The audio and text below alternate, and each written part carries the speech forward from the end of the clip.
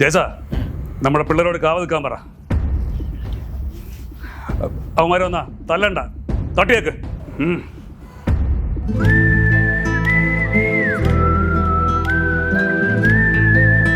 നാളെ രാവിലെ ഓക്സിജനിന് എക്സ്ചേഞ്ച് ചെയ്യാൻ വരുന്ന ഫ്രിഡ്ജിനുള്ളിൽ കയറി ഇരിക്കണം.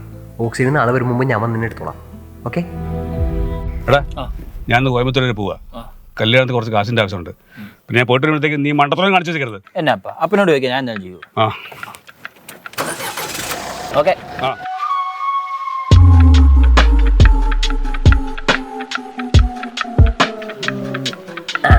எப்படி இருக்கு? நல்லா இருக்கியா? பிரமாதமா இருக்கு. பசு உனக்கு என்ன ஒரு குறவு இருக்கு? அது என்னது? பார்க்கலாம் தம்பி. ரொம்ப ക്യൂട്ടാ இருக்கு. അഴകാ இருக்கு இல்லையே? വാടാ. ചേട്ടാ, അവർക്ക് ഫ്രിഡ്ജ് പൊക്കാൻ പറ്റുന്നില്ല പറഞ്ഞു. ഓ എടാ അമ്മാടെ ആ വണ്ടി തിരിച്ചിട്ട് അതിനകത്ത് കയറി ഇരിക്കാൻ പറ. ഇതിനെ കുറിച്ച് ആരോഗ്യം വേണം. ഈ ചെറിയ സാധനം പൊക്കാൻ 10 പേര്.